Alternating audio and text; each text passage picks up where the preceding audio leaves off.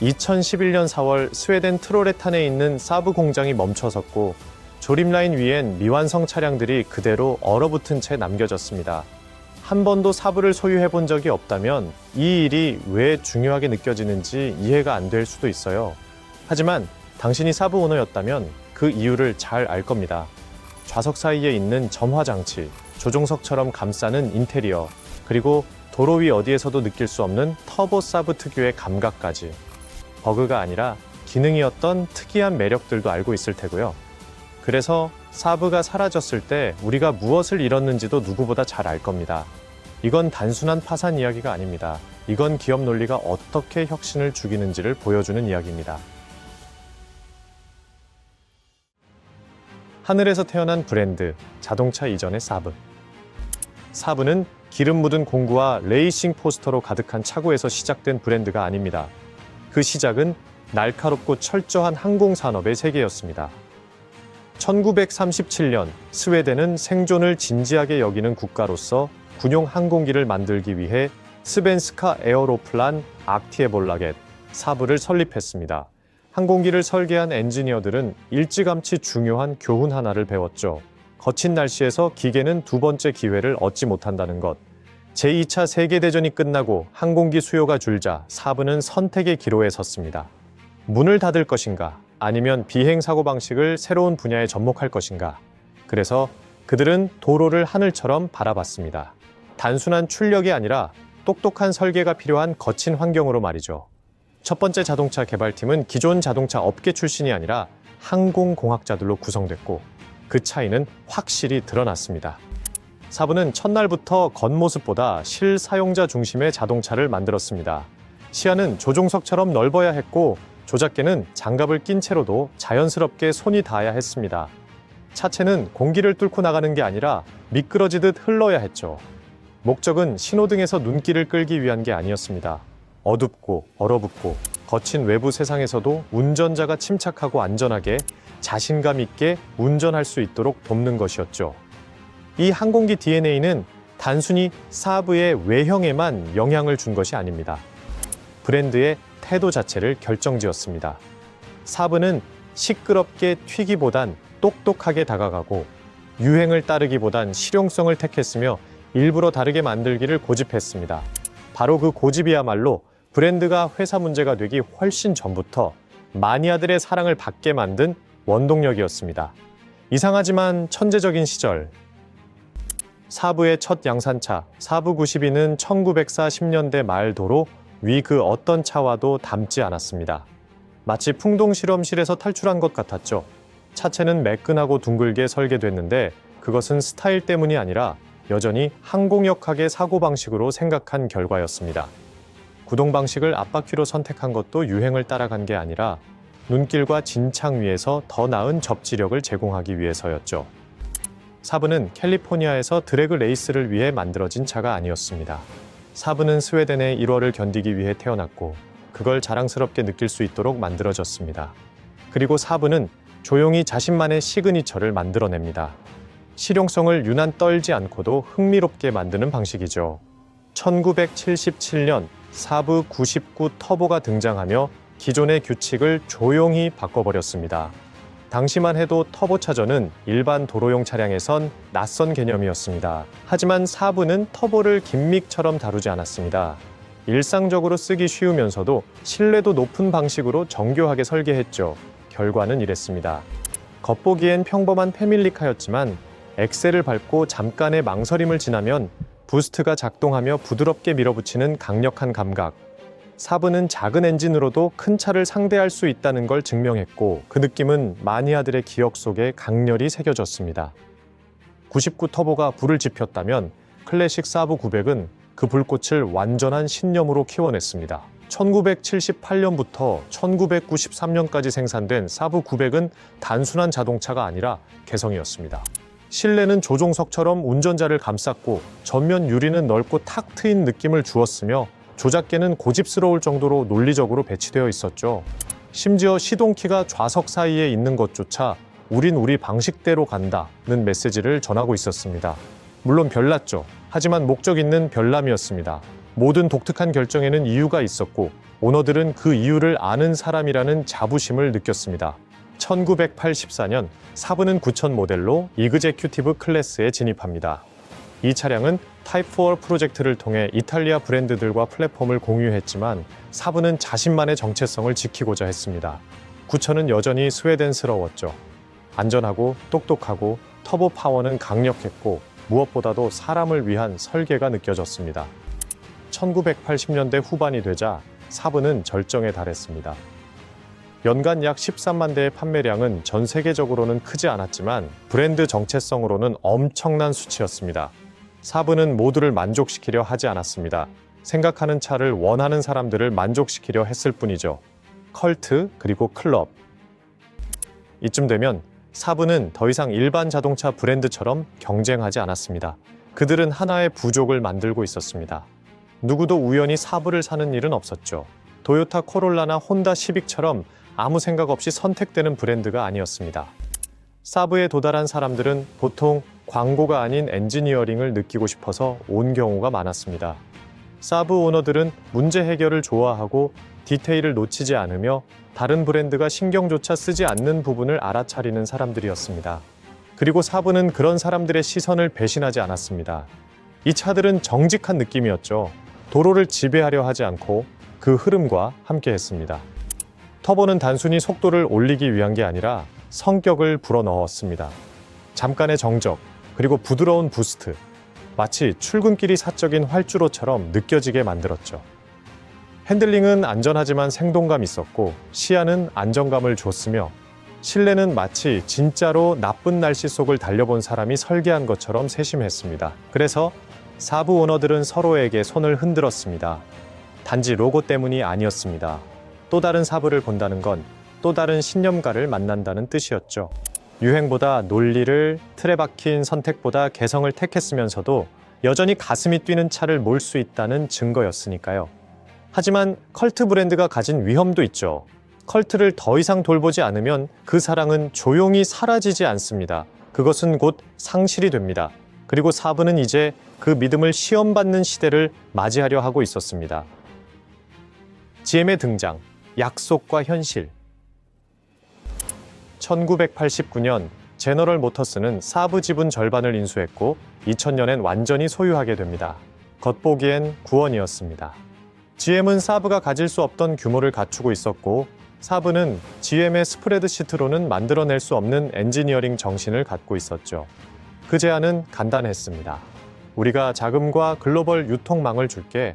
넌 계속 사브답게 있어. 처음엔 그 약속이 지켜지는 듯 했습니다. 하지만 대기업은 사랑 이야기를 하지 않습니다. 플랫폼, 부품 공유, 단가 계산이 우선입니다. 연간 약 13만 대의 사브 판매량은 GM 입장에선 그냥 반올림 처리될 숫자였죠. 그 거대한 제국 속에서 살아남으려면 사브는 더 효율적이고 더 공유되고 더 예측 가능해야 했습니다. 진짜 금이 간 순간은 1993년 클래식 900이 단종되면서 찾아왔습니다. 그 후속 모델인 신형 900은 오펠 벡트라 플랫폼 위에 만들어졌죠. 물론 나쁜 차는 아니었습니다. 오히려 더 현대적이고 더 표준화되어 있었으며 생산도 쉬웠습니다. 하지만 뼛속까지 사브 같은 차는 아니었습니다. 핸들은 가벼워졌고 실내는 덜 감싸는 느낌이었으며 소재는 고집스럽던 오버 엔지니어링의 향취가 사라졌습니다. 마니아들은 시동도 걸기 전부터 그 차이를 직감했죠. 그게 바로 사브가 빠진 함정이었어요. 브랜드의 정체성이 일부러 다르게였다면 기업적인 평범함이 조금만 섞여도 자동차만 바뀌는 게 아닙니다.